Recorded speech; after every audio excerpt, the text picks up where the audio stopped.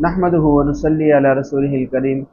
एक साथी का सवाल है कि क्या हज़रत इब्राहीम अलैहिस्सलातु वस्सलाम के वालिद का नाम तारीख़ में मिलता है या नहीं। दूसरा सवाल ये क्या है कि क्या हज़रत इब्राहीम अलैहिस्सलातु वस्सलाम ने अपने वालिद की मग़फ़िरत की दुआ मांगी है या नहीं।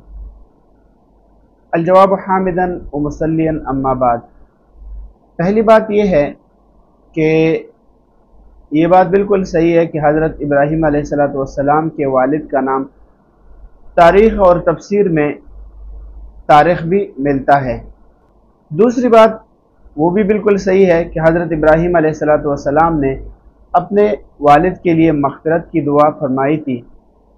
मुफ़स्सिरीन का कहना है कि हो सकता है कि ये दुआ हज़रत इब्राहीम अलैहिस्सलातु वस्सलाम ने उस वक़्त मांगी हो जब तक हज़रत इब्राहीम अलैहिस्सलातु वस्सलाम को काफिरों की सिफारिश और दुआए मग़फ़िरत से मना नहीं किया गया था, उस वक़्त मांगी हो, या इस दुआ का मकसद ये हो कि अल्लाह ताला उनको ईमान की तौफ़ीक़ अता फ़रमाए कि जिसके बाद मग़फ़िरत यकीनी हो। गोया कि मग़फ़िरत मांग कर ईमान की तौफ़ीक़ मांगी गई है।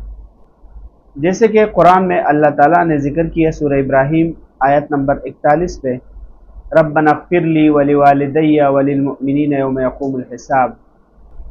इसी तरह तफ़सीर क़ुरतबी के अंदर सूरह अल-अनाम की आयत नंबर 74, तफ़सीर क़ुरतबी के अंदर जिल्द नंबर 7 सफ़ा नंबर 16 पे मौजूद हैं। इस आयत की तशरीह में फ़क़द क़ाला मुहम्मद इब्न इसहाक़ वल कल्बी वज़्ज़हाक़ अन्ना आज़रा अबू इब्राहीम अलैहिस्सलातु वस्सलाम व हुवा तारिख़ मिस्ल इसराईल व याक़ूब व मा अलैना इल्लल बलाग़।